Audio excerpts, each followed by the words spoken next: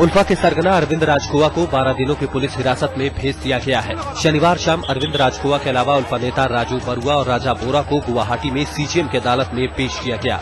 हालांकि अरविंद राजखोवा, राजू बरुआ और राजा बोरा ने दावा किया है कि उसने सरेंडर नहीं किया है।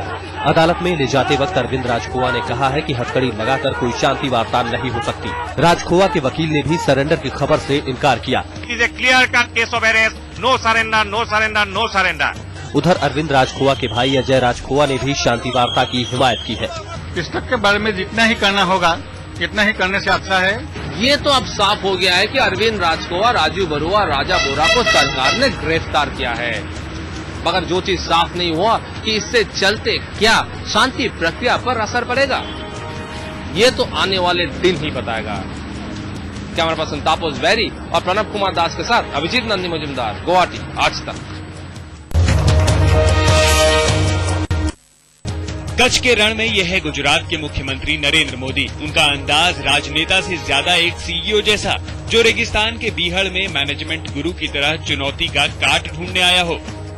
चुनौती है गुजरात के तरक्की की, लेकिन पर्यावरण भी बड़ा मुद्दा है। क्लाइमेट चेंज, ग्लोबल वार्मिंग और सूर्य शक्ति के माध्यम से मानव जात की सेवा करने के नए आयामों को कैसे खोजा जाए, उस पर गहन चिंता करने वाले हैं।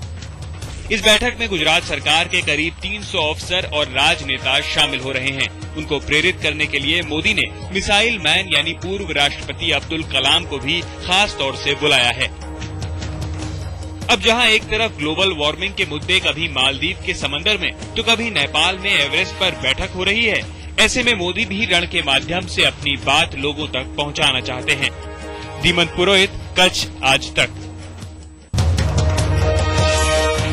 बाबरी मस्जिद गिराए जाने का कोई मलाल नहीं, ये कहना है आरएसएस के मुखिया मोहन भागवत का।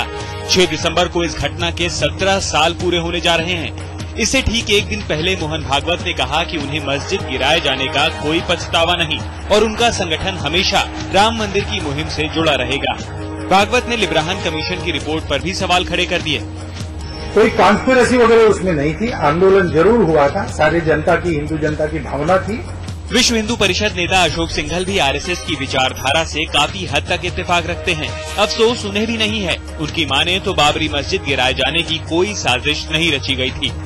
There was no conspiracy, there was no planning. Nobody knew how to demolish it. 17 साल बाद आए लिब्राहन कमीशन की रिपोर्ट ने एक बार फिर इस मुद्दे को हवा दे दी है। जाहिर है एक बार फिर इस मुद्दे को भुनाने की कोशिशें शुरू हो गई हैं। आज तक ब्यूरो। कसाब पर बिग बी ने इशारों में जो कहा, लगता है वो महाराष्ट्र के मुख्यमंत्री को चुभ गया है। 26 नवंबर को अमिताभ के लिखे ब्लॉग पर मुख्यमंत्री ने आज सफाई दी। कहा कि कसाब का सुरक्षित रहना मुंबई हमले पर चल रही कानूनी कार्रवाई के लिए जरूरी है। कसाब को सिक्योर रखने के लिए प्रयास नहीं है।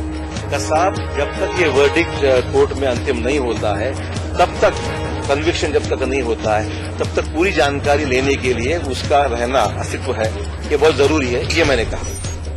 थी कि कसाब की सुरक्षा और रख रखाव पर महाराष्ट्र सरकार ने 1 साल में 30 करोड़ रुपए खर्च किए थे। इसके बाद बिग बी ने मुंबई हमले के 1 साल पूरा होने पर अपने ब्लॉग में लिखा था कि कसाब मुंबई का सबसे सुरक्षित शख्स है।